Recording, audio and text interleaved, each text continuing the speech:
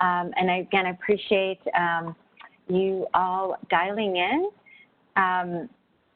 before the top of the hour. So I'd like to go ahead and get started and welcome. So welcome everyone to our week 6 Gravity Project meeting. Today we have a planned interactive session. So we hope to have lots of participation. So as always, today actually you usually hear Lynette Elliott's voice, but it's myself, Evelyn Gallego, for today, as Lynette is on vacation for a few days. So again, as always, we welcome everyone. We appreciate you logging in, dialing in week by week to participate in our effort. But as a reminder, we do have you join in. Everyone is muted upon dial-in because we want to ensure that there's not too much noise or busy noise in the background, and we do want to promote you using the chat. And I will say you've all been fabulous. For those who have joined us as past meetings, you've all been doing an awesome job using the chat feature. And when we open up for discussion, you go ahead and let us know if there isn't, what you want to come to mind.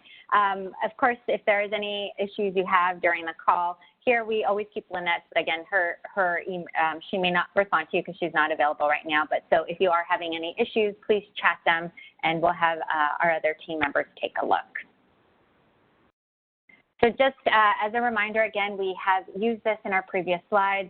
Reminder, if you have not officially joined, please do so. We are super excited. We have lots of people that have joined either as a committed member or other interested party, and we do encourage you to do so because it helps us with our communications and tracking participation levels, as well as supporting when we start consensus voting, being able to identify those that have signed up as committed and therefore can vote on a deliverable.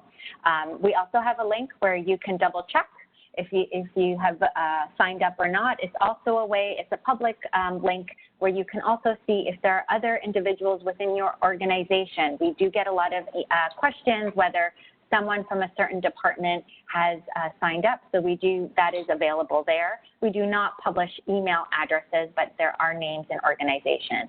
And as always, we have a comprehensive Confluence site, and we invite you to go to that if you have any information, any questions about our work. All right, so for today, we do, again, very interactive session. I will spend, and again, for those that just are joining on this is Evelyn Gallego, the Program Manager for the Gravity Project. I'll be facilitating our discussion for today. Plan to go through review of edits for patient story 1 and use case. I'll also introduce new personas and patient stories submitted by our collaborative and invite the submitters to briefly present or debrief on their submissions. We'll also go through a review of initial draft actors and use case 1 actor transaction diagram and assumptions. Of course, we have Q&A always scheduled and next steps, although we'll be sprinkling a lot of Q&A today because we will be going through the actual Word document.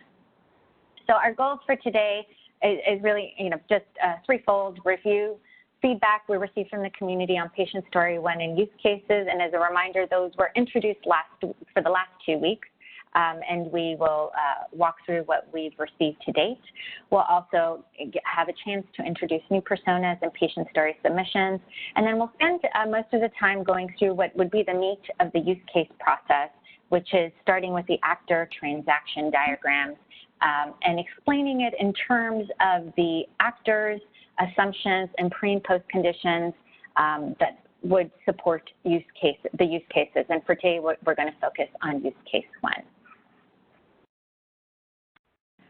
For those that have joined us for the meeting, you've seen this. This is our schedule. I'm not going to spend too much time here, but as always, we are in week 6.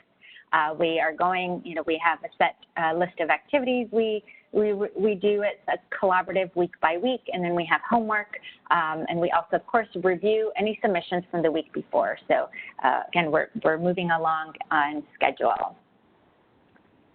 Okay, and just to recap for those, again, from last week, I spent a lot of time talking on patient story 1. We're not going to go through all the patient story, but again, but just as a reminder, the patient story consists of these 5 personas, and then focused on the settings of Rebecca's home, PCP office, and Rebecca's work site.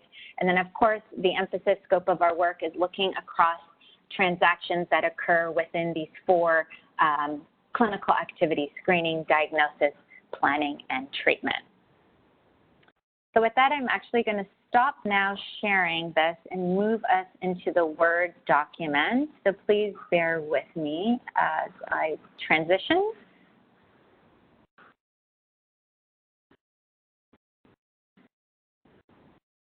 Okay. And just confirming via chat is, can you see my screen?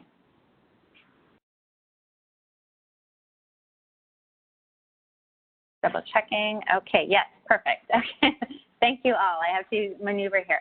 Okay, so what I've done here, it's easier for us not doing it in PowerPoint, and then also we can look through and I'll check the chat as well. And again, if you do want to speak, raise your hand before we open it up so we can have Melinda on our team that can unmute you. But for now, I'll go through submissions to date, and you'll notice that I've kept these on the side so you'll know who's submitted and what comments we've received to date, and then we could discuss it as a collaborative. So again, not going through, but last week we walked through a comprehensive story around Rebecca Smith and her story, or the scenario around her visiting her primary care physician, Dr. Carla Sanchez. So here, and again, not showing all the different edits, but we'll focus, well, it'll be, this is just short edits, but we'll focus on some of the assumptions. So one thing that we did come, and again, and thank you, shout out to Lori Peterson for bringing this to our attention, that as we're talking through this, we didn't look at interventions that were specific to her transportation access barriers. So we've come back and sprinkled that throughout. We've also noted some assumptions we need to make, and we'll talk about assumptions later on today, where we can, really hone in on what are the things we would expect to happen. But today we also have some questions. So I also want this again to be interactive, because as we did a deep dive on some of these, the story, we realized there are things that we could assume, but there's also a way that if there are transactions needed, we need to call them out. So the first one I'll start with is, so consent comes in. So when you look, again, when we go through the assumptions section, you will see that there is an assumption around consent. So upfront, this story does need to be prefaced by the fact that Rebecca will consent some way. We won't say the how, but she, because her data is being captured, collected, and shared, she must consent to it. So we have put here a placeholder that when Rebecca completes her screening responses, that she consents. So somewhere in that screening questionnaire, there also has to be a way that she consents to share that with the primary care physician or the practice provider. The other point, and I want to recognize George Dixon from Workgroup, did make a point here around the EHR. So this was something also we are not, and I had shared this previous weeks back, that because we're focused on codes, and again, we're always looking at it from how documenting this in a standardized, coded way to enable interoperable data exchange, we're not going to spend a lot of time on the how. So we, in this case, he's noting George here, and so I'll just read his comment. He says, "This is fine for the use case story. For consideration from an implementation perspective, pads are prone to walking.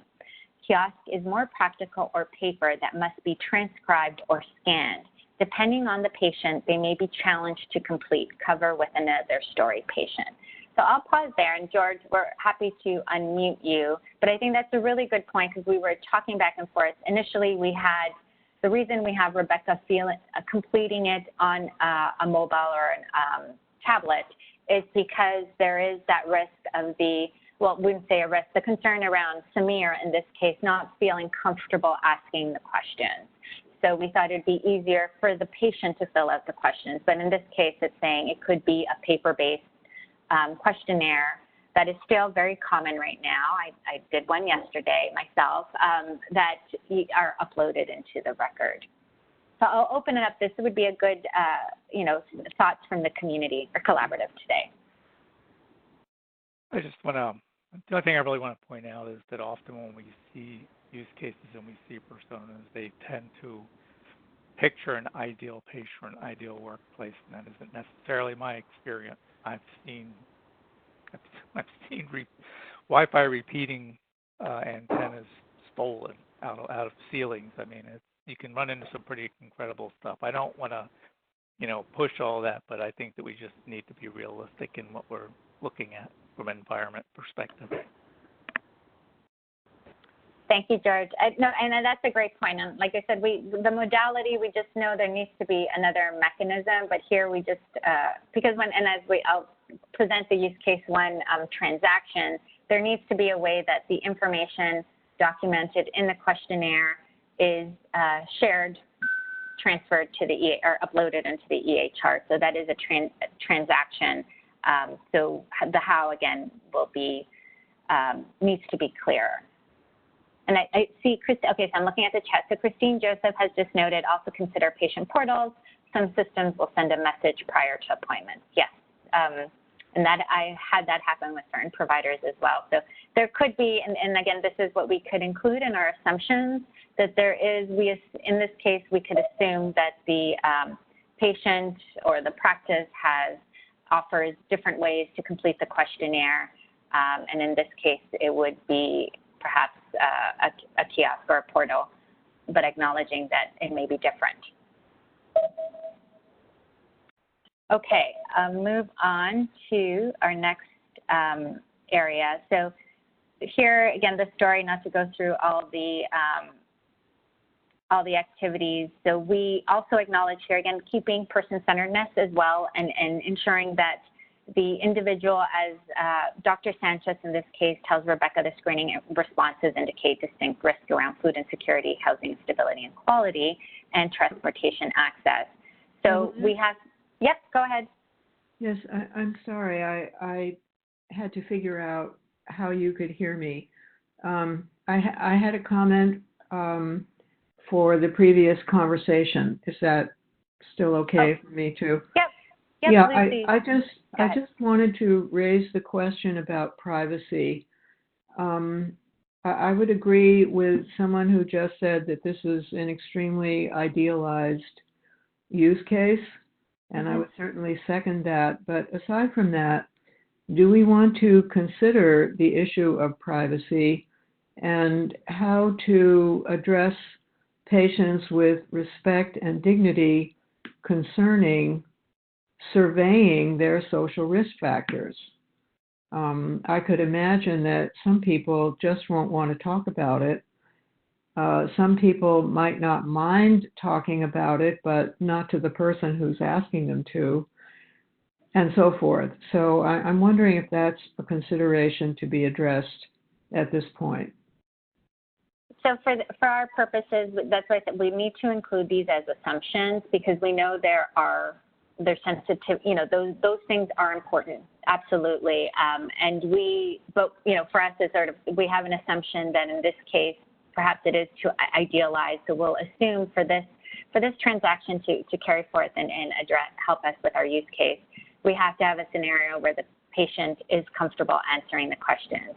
And in our assumptions, we can, in that use case, recognize that there are scenarios where the patient will not feel comfortable, and there has to be some other mechanism to be able to identify social risk.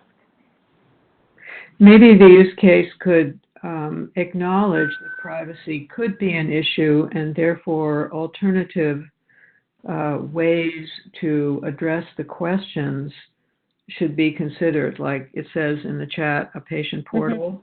That's a little bit more anonymous for people who are used to portals, and I think it's a relatively small proportion of the population that use portals now. Right. Aside from that, if it could just be recognized that there should be options for the patient so that the endpoint, namely talking about social risks from the patient point of view, is achieved.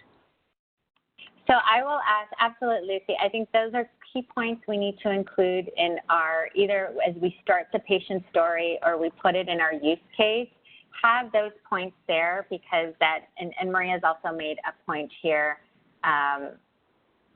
and Jim has also made, I want to recognize, yeah, these are things we do want to acknowledge them, and we have to figure out how to fit it in here as, and maybe not for our, I say, phase 1 scope of work, but it would be in the way the questions are asked. So we're going to come back to this when we start looking at the data set submitted.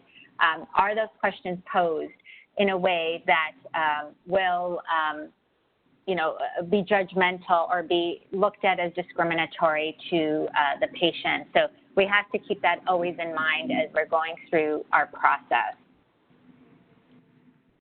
And Maria has also just acknowledged, Maria has the point, yes, some people may not want to answer, and that could also, and not, although it's not a focus of our domain, but when we're talking about,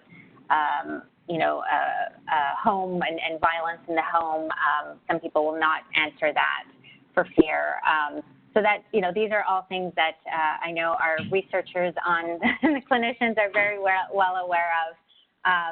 So we, again, let's keep these all in point, and absolutely I encourage you, this is a point when I'm asking for your comment, include that in the Word document, include that, say if our assumptions are stated the right way, that these considerations are evident.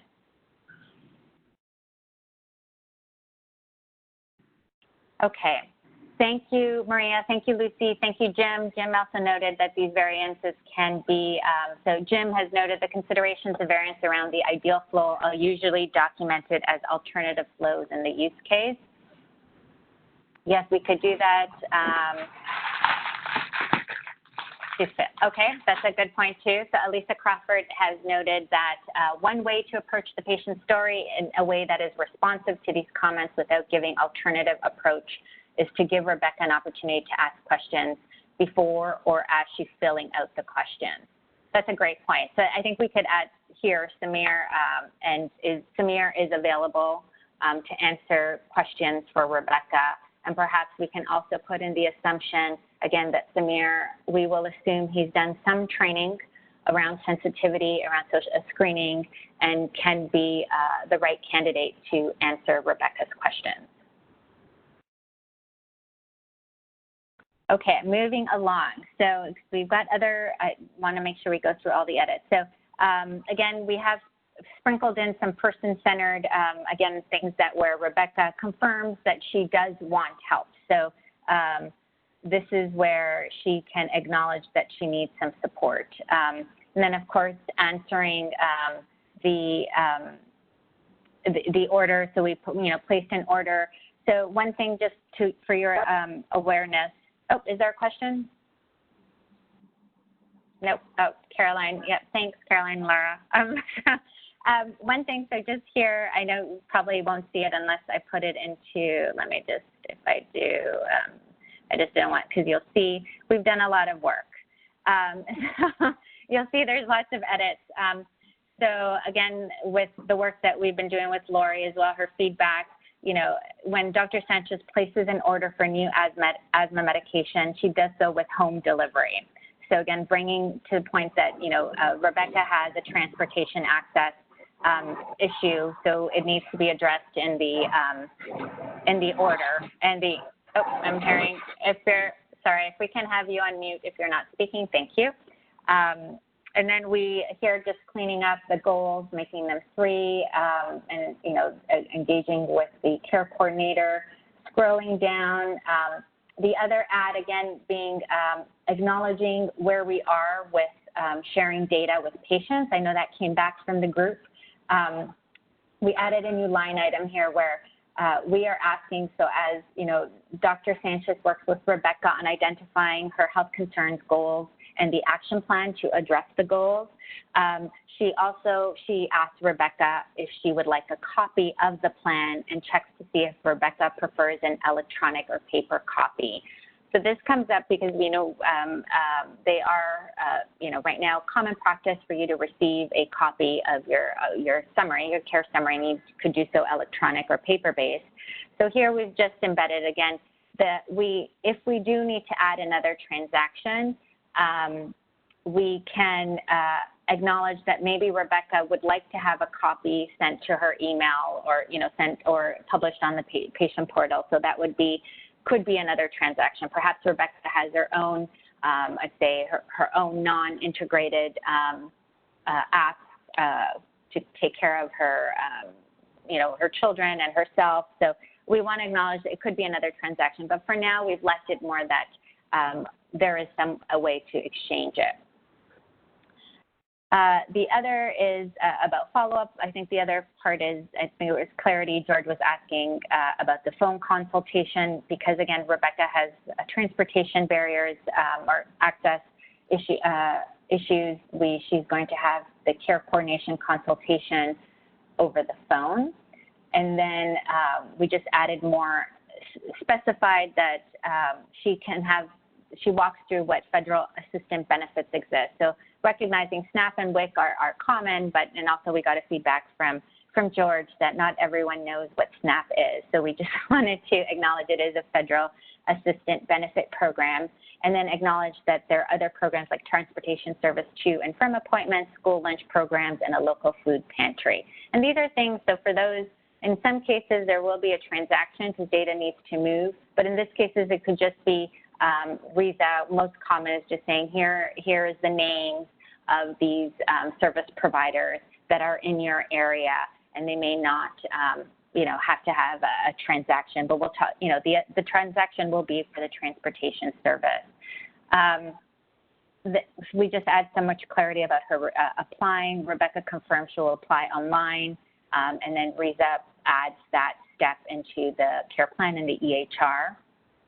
And then we have her having a follow-up appointment, and Rebecca completes it during her work breaks. I know here is a question, and I'll move back to simple because it's so George Dixon had a comment here about whether or not they have phone or internet access. So this is an example where we would have to include an assumption that Rebecca has a cell phone. In her cell phone, she can receive text messages, she can receive email at work, she can access the internet and apply online. So and then the next steps are just around her scheduling, having Michael come in, and the home visit report. So we also need to have, again, how will email. So George again has said, how will this be sent to Rebecca?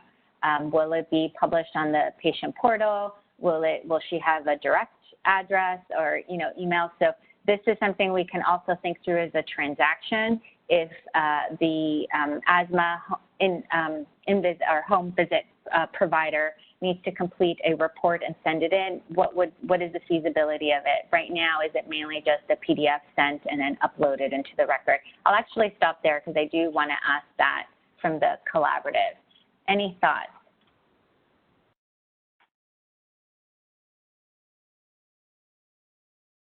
Evelyn, can you hear me? This is Lucy. Yep, Lucy, we can hear you. Yeah, I want to second the idea of attention to email as a secure modality. Okay. Email without anybody's attention is not.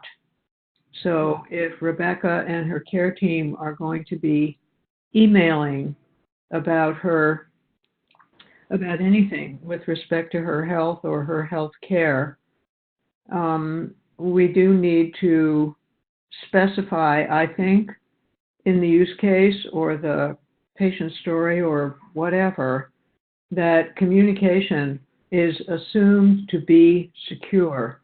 In fact, maybe that's an assumption that has to go up top. Yep. Okay. Thank you very much, Lucy. And I see, Laura, so the question was really around how the modality of emailing. Do we assume that Rebecca will access, or what will she do with this home visit report? Will it be something that she will access via her patient portal, or will it be emailed to a patient portal, be emailed, secure email exchange with her? Thank you. Okay, so another one is that Samir is scheduling a pickup and drop off. So for her 3-month appointment, so going again is we added more information around Samir now receives an alert. So 1 week, so this would be a new area. 1 week prior to the 3-month follow-up appointment, Samir receives an alert in the EHR that Rebecca needs transportation services, because that was documented by Riza in the previous encounter. Samir schedules a pickup and drop-off from Rebecca's place of employment to Dr. Sanchez's office. Dr. Sanchez's practice has an existing contract with Star Transportation Services.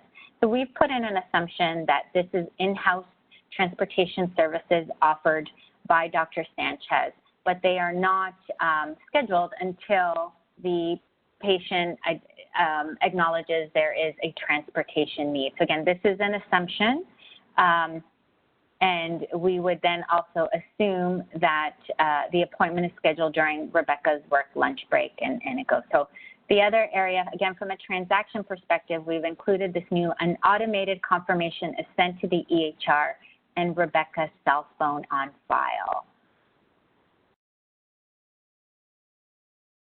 Okay, so I'll stop. Any thoughts on that? So we, again, and I see we got a comment here from Elham. It might help to ask Rebecca to choose from different modalities for communication. So we'll, again, that's a good, at the assumption level, we will assume that she has, for this patient story, she has agreed to receive text messages and email. Like we do when we fill out many forms, they say, what's the best way to contact you?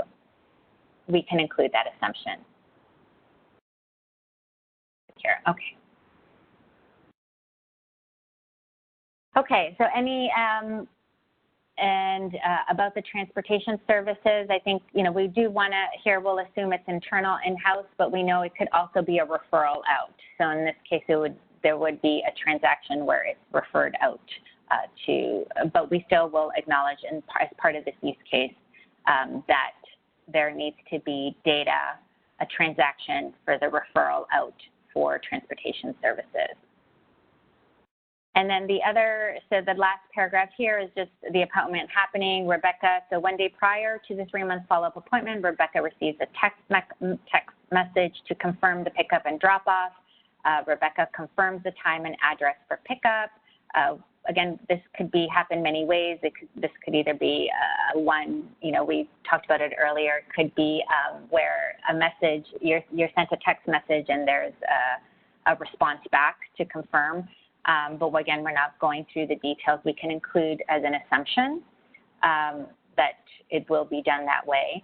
Rebecca is picked up the following day and taken to the appointment. And then here there's more the discussion, but there, again, no additional transactions.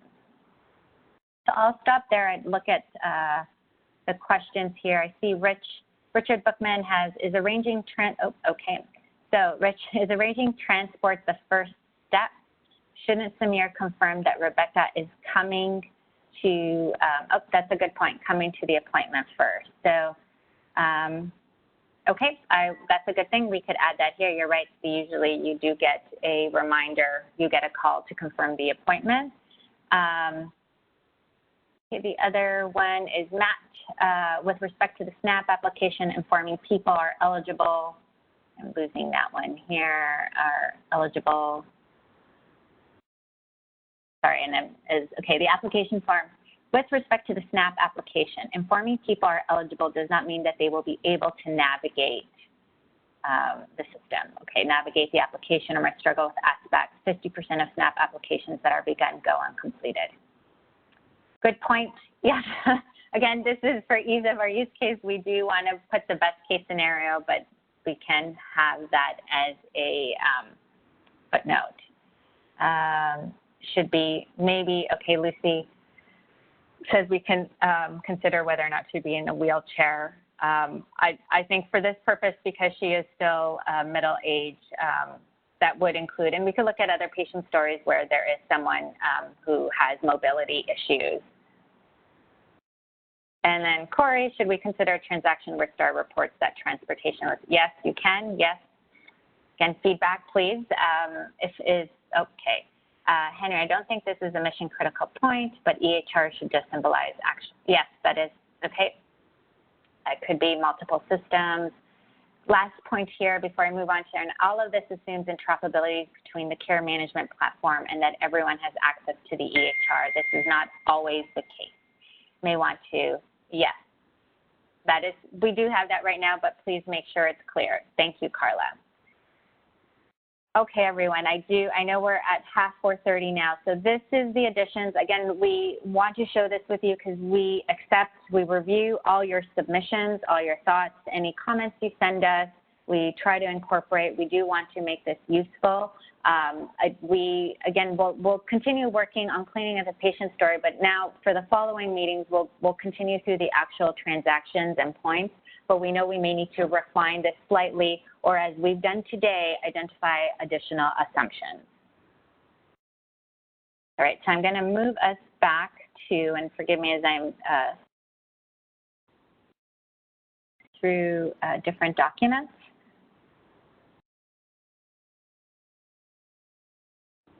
All right, so next,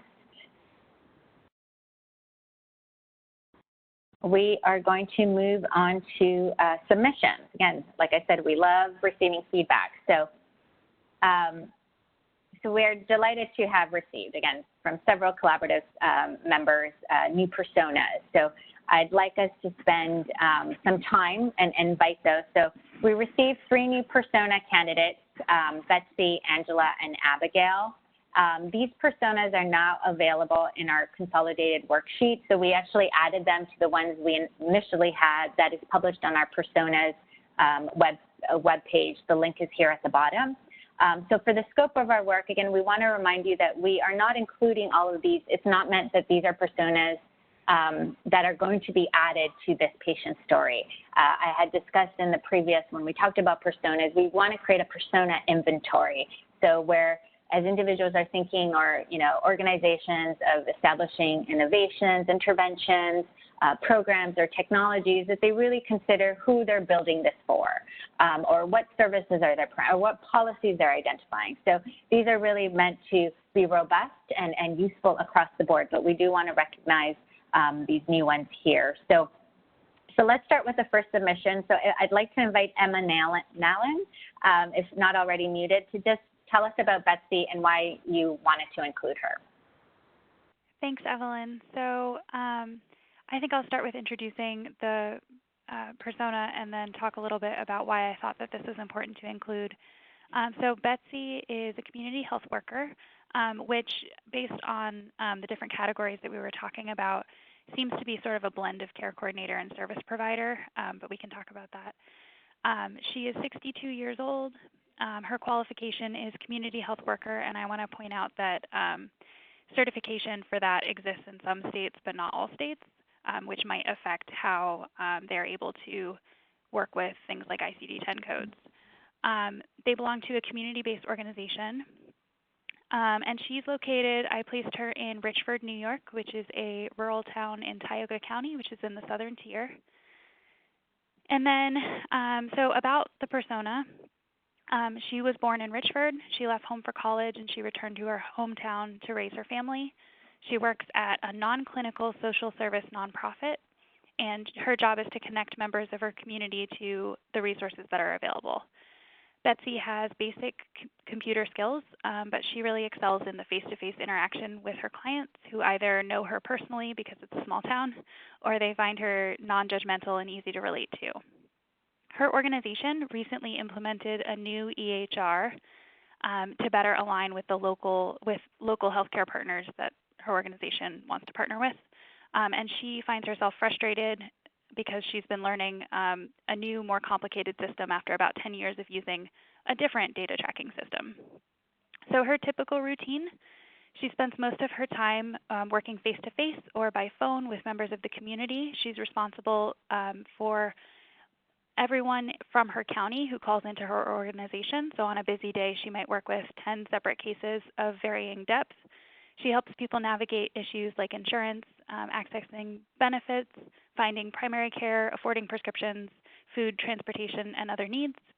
And she uses a varied toolkit of evidence-based or homegrown or even proprietary screening tools to use depending on the case. Lately, more and more of her time has been spent putting information into the new EHR.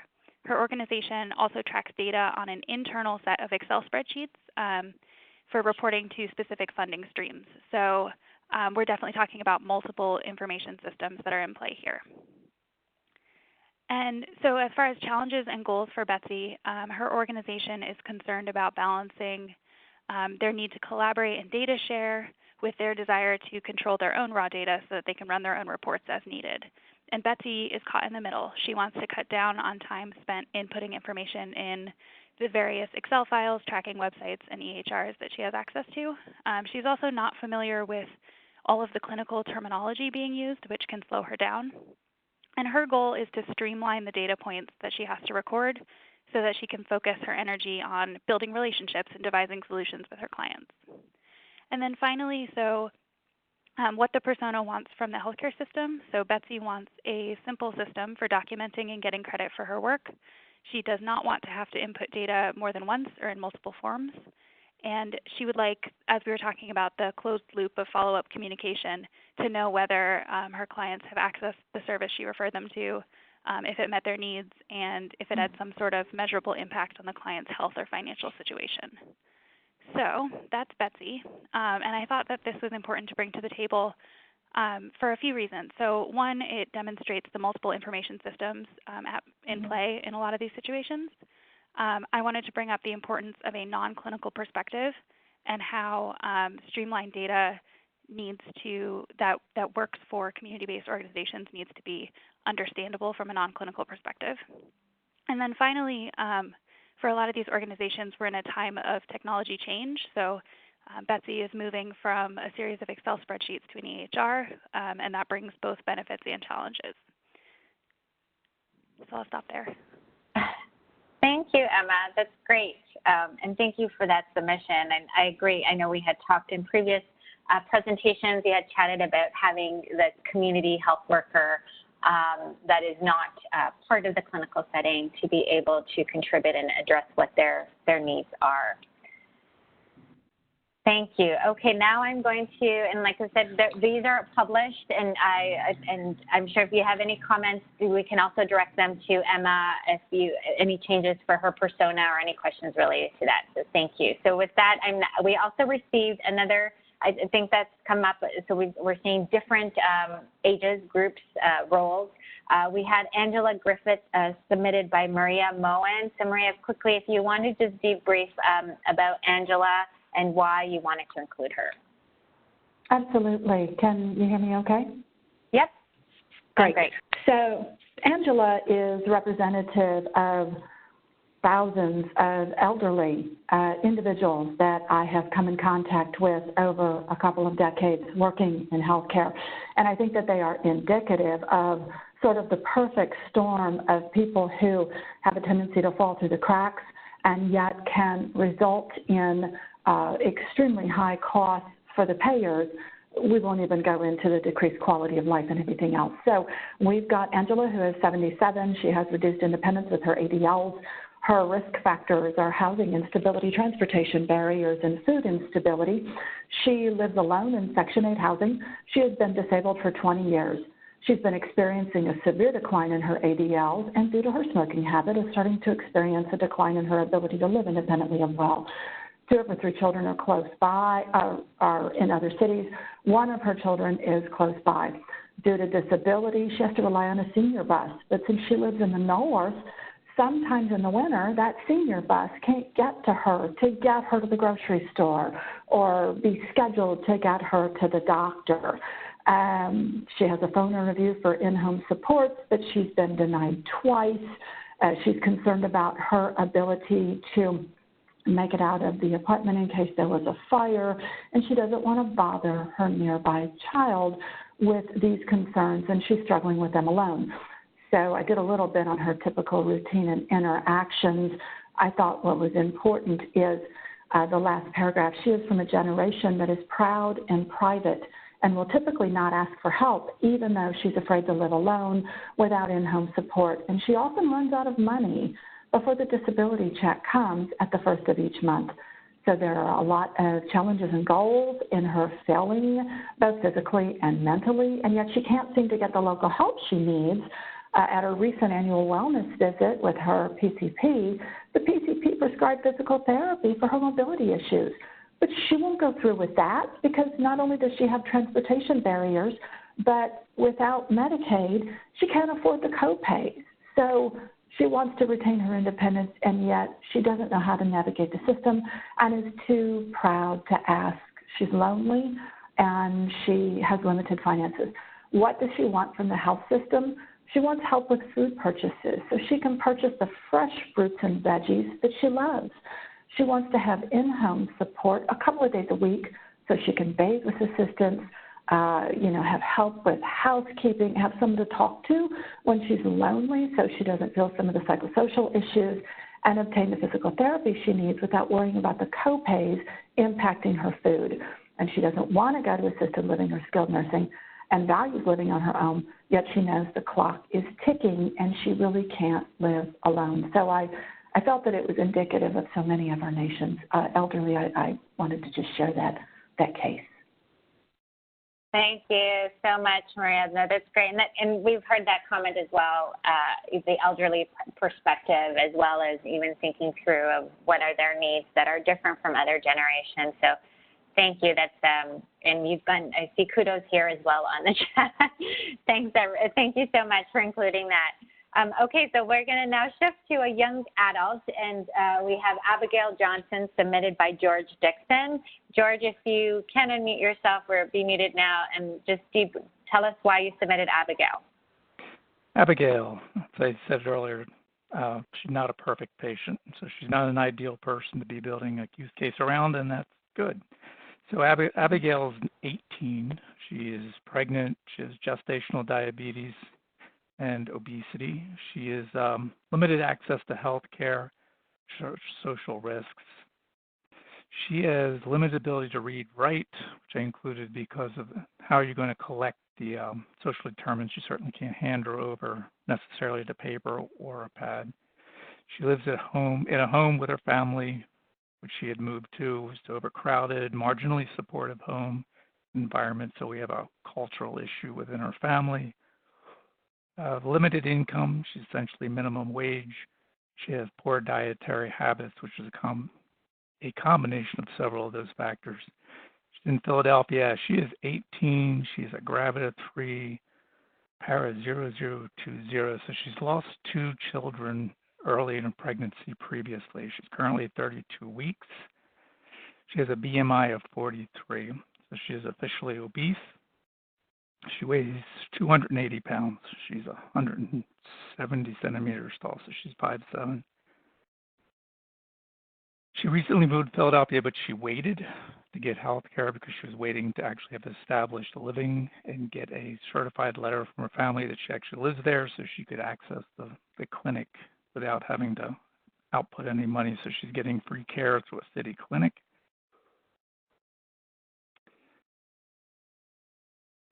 She works full-time, minimum wage, and I covered the poor language skills. So she works day shift, and so she's got to get up an hour early, gets transportation to get her to her job. She usually heads out without getting any food for breakfast. She'll usually grab something out of the machine at work. She hits the food trucks at lunch. Basically, she's got a time crunch for trying to get any kind of food. And then she's home about 4:30, but the family does not have a situation where they actually have standard sit-down meals, so she's grabbing what she can. Her job being that she works all day makes it difficult to get to clinic appointments, and then she's also has to use public transportation to get there. She says she drinks a bottle of soda a day, which is actually a 2-liter bottle. I have one, which is about 800 calories, and she's actually not a specific patient, but she represents patients that I am aware of. She's had discussions and, in fact, earlier efforts to lose weight, but her family's not supportive. I mean, basically her family, they're all large, and it's pretty normal for her and her family, I believe, to be large, and it's not perceived as an issue. Her goals, she wants to deliver a healthy baby. She'd like to get her GED. And what she wants from her health care, essentially deliver that healthy baby. She wants what can the healthcare system do is provide some education, support. She needs nutrition, prenatal training. She needs to figure out her finances, her living situation is really cramped. Family's not necessarily supportive.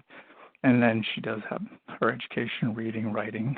But I basically included her because she has several different extenuating social determinants of health that impact her ability and her, her weight and her ability to get reasonable nutrition. And so they're sort of a combination of things that aren't necessarily within the values that we're looking at, but they are contributive.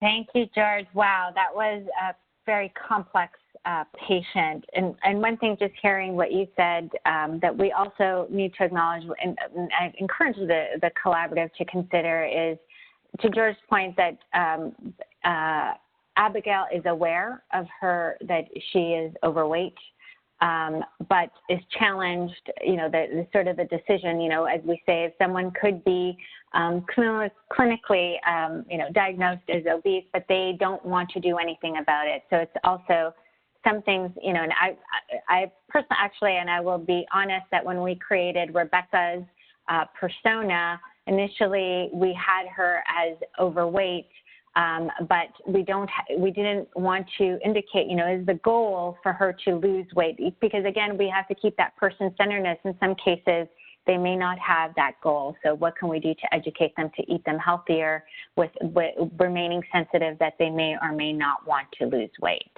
Just something I think about, and also what we hear as well, and even for Betsy or Angela, is like, what are their goals? What are their preferences?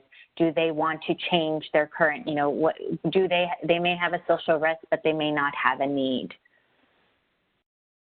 All right, well, thank you so much. And lots of comments here. Again, if you have any questions on the personas, thank you very much, Emma, Maria, and George, for walking through it. We will have those published.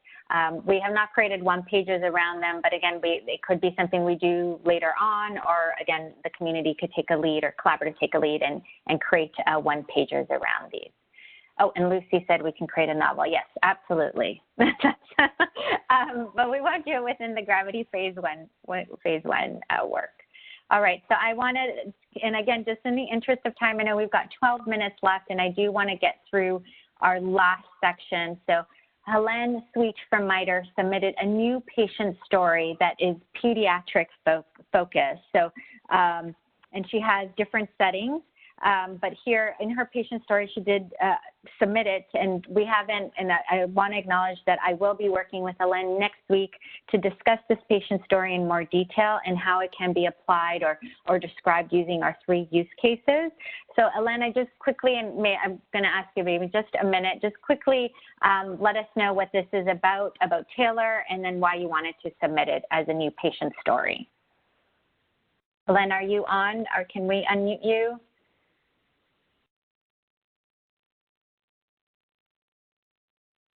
Evelyn, this is Lisa. I'm monitoring the chat, and while you're handling the transition to unmute her, I would just mention that I am seeing quite a few comments that sort of echo around this theme that the ultimate objective of the Gravity Project is to exchange coded data among systems. And I do think that while we talk through these stories, we should all try to have a lens that is listening for how would we code aspects of this so that as the story is captured or as the information is documented, gathered, or whatever, it's what we're trying to focus on are what are the ways that we can capture these complex human concepts and human stories in ways that we can write down these concepts for computers to help us capture and process it.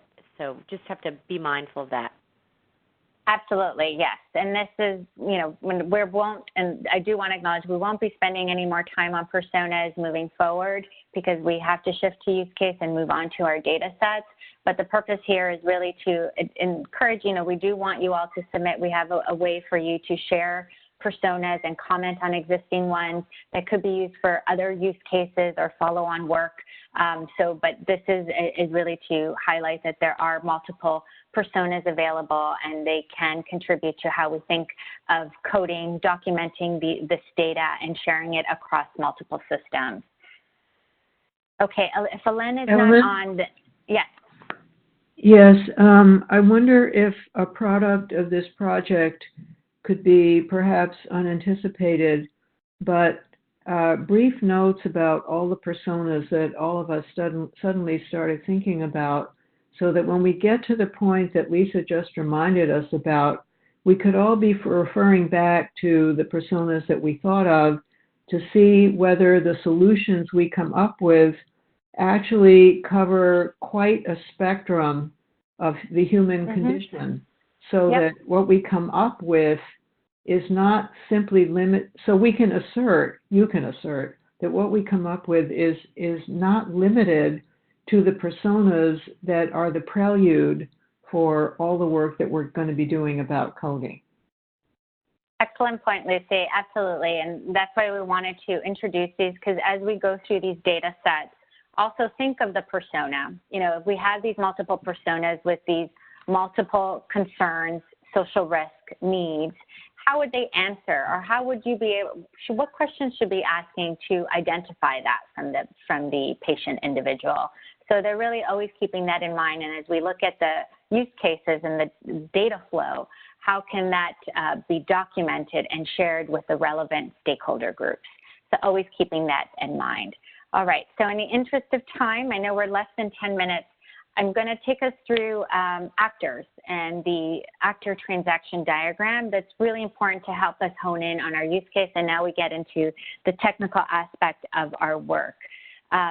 So just to recap here is we introduced our use case package outline during our May 23rd meeting. And I've just highlighted here, so what we've been talking about the patient story and the personas, which are the human actors. And then we're going to start talking about the actor transaction diagram assumptions, preconditions, and post-conditions. So this may be new for many of you, except for those working on Da Vinci, the HL7 Da Vinci project. So to better understand how these use case components relate to each other, let's consider in the context of the actor, what we call the actor transaction diagram. Here we see all these components represented in generic terms and their specific relation to each other. Last week, I briefly introduced what we mean by preconditions and post-conditions. So as noted here, preconditions are those activities that must take place before a transaction is executed. Post-conditions are those activities that result after the execution of a transaction. What we see in the middle is the interaction of these various actors, the human actor, the business actor, and the system actor, based on a set of transactions and the information payload.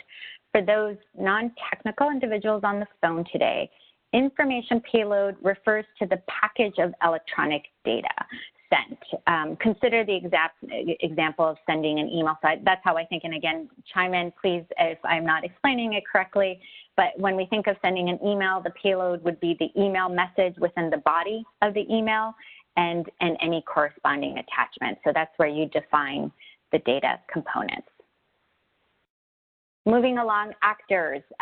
So actors are participants. So we talked about the three main actor types in the information exchange. They have a role. They could either document, send, receive, aggregate, and publish, or those are just examples, and perform a set of activities to support the transactions. Transactions can be instantiated by an IT system that the actor uses in the documentation, exchange, and aggregation of data. Actors include human actors, which we've just spent some time going through what a human actor could be. We have personas. We have business actors. So these are more entity level. So we want to recognize you can have a health system. And in Rebecca's patient story, we have Dr. Sanchez practice. If we start sharing data with the SNAP benefit or the transportation service provider, their organization would be a business actor. Of course, we have to recognize the payers. They themselves serve as business actors. And then lastly, we have system actors. Here we include the EHR application, but noting also all the comments received. This could be also a care coordination platform that is documenting clinical data for exchange with other community-based systems. Our patient story actors for patient story 1, we've called them out here. We spent lots of time going through each one at a high level. We did group the community service provider. So the care coordinator, because they are part of the practice, but they can also be a community, as Betsy's persona is. Thank you, Emma. So community service providers are those that are not part of the practice. So here in our story, it's the asthma home visit provider, housing coordinator, and transportation provider. The business actors, we have the primary care practice, the community service provider offices, and the payer entity. We do not state, and maybe that's important for the community, we do not state whether Rebecca is on Medicaid or is on commercial. We do have an assumption that she is insured.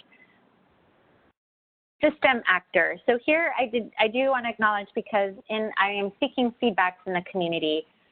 We are acknowledging various system actors. Our story talks about, Rebecca's phone, right? So she's going to receive text messages and can send out a text message or confirmation. So we put her mobile phone.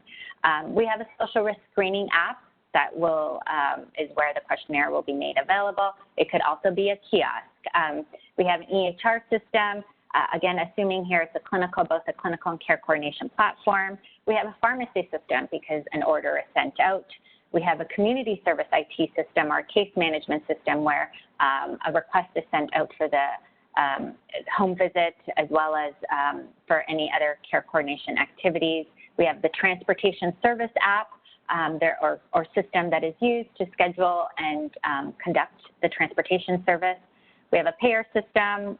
And then lastly, we have 2 areas which our patient story does not include, but we have to think about as we go through the use cases, because in some cases, the data could be transferred from one entity to another through a health information exchange platform or a community information exchange platform, which are now emerging, where it's data sharing, referring out to community-based providers. So for 3 minutes left, this is actually our last slide. So what we've done is take that diagram and put it into use case 1. So we have 3 use cases we've defined. Right now, we're just walking through the first one. We still need to do more work to split this up, use case 2 and use case 3, into this format so we can put it into the diagram. But this is what it would look like. And again, we're seeking your feedback, and we'll be working on this next week. So a precondition. So what would a precondition look like for use case 1, which is around documenting the social determinants of health data as part of the patient encounter? So the precondition is the patient completes a social risk screening questionnaire on a mobile tablet in the PCP office. The transaction here for this particular use case is that the clinical staff member uploads that completed questionnaire into the EHR. So we're going to see data flow from the mobile app to the EHR. The payload are the coded questions and answers relevant to screening for social risks and needs. At this time, and again, this is feedback, feedback I'm seeking from the collaborative is, right now, we know there are different ways that data is captured and documented, and we are not being specific. We know it could either be the actual screening questionnaire that is shared, the full thing with the questions and answers. It may just be the results where it's the answers, or it may just be a risk score. So we don't, at this time, we know that we have to think about this more, and I say this is more, I seek input, like what would that payload be? But either way, it would need to have coded data elements. And then the post conditions is what happens afterwards. Well, because that's transferred over, the PCP can review and discuss it with the patient, and you have all the rest of the activities. So that ends I'm going to open it up in the last 2 minutes to talk through any questions. And Lisa, I will ask you, I think there were several questions maybe specific to this. Are there any questions for us to address right now?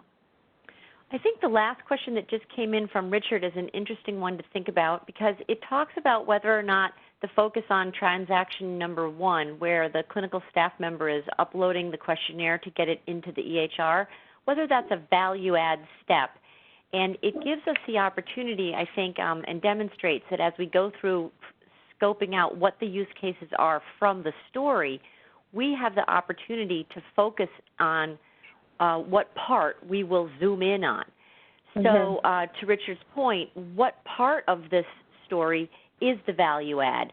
Because if we want to shift the focus to a different transaction that's going on here, this is how we would call it out, is by changing the way this use case is written up.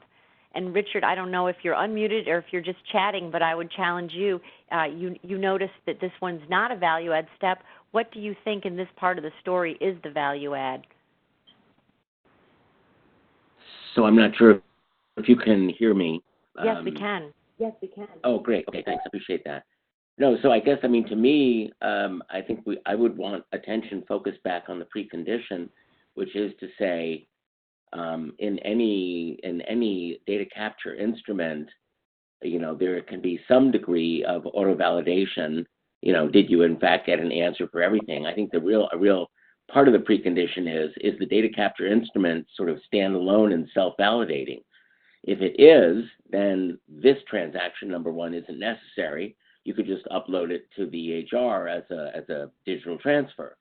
If in fact it needs a clinician staff member to actually review what the patient entered prior to uploading, then that's a different precondition or an additional precondition or an additional transaction. You get what I'm saying? That's an interesting point. I like that. And in drawing that, you know, usually we have an arrow that goes back to the actor itself because it's the processing that's going on at the application where the form is being filled out. So I'll have to think about that a little bit. We tend to think about transactions being the place where we move data from one system to another system. But I appreciate the input, and let us think about that a little bit more. A good challenge, though. Yeah. I like that. And that's the type of thinking, again, Rich, thank you so much. We need this from the collaborative, is like really there's so much going on in Rebecca's story, and we can't zone in on every single transaction. Which ones are value add for our purposes? And I do want to recognize we are 2 minutes after, so I will go ahead because you all have this for homework. We do have on the slides a series of assumptions we initially put down, and you'll see that we're asking for collaborative input. These are not an exhaustive list. These may or may not be right given our discussion today. So quickly going through. So for homework, you already on our Confluence site, the Word document with the patient story, the use cases, and the assumptions and use case 1 are there available for you to review and start providing input. So that is your homework for next week. We welcome your feedback as always, and we look forward to meeting with you again. And I know we've got some little more questions, and I'll answer those offline. I want to be cautious of everyone's time. So thank you very much, everyone. Have a wonderful evening. Again, we really appreciate your contribution to this project.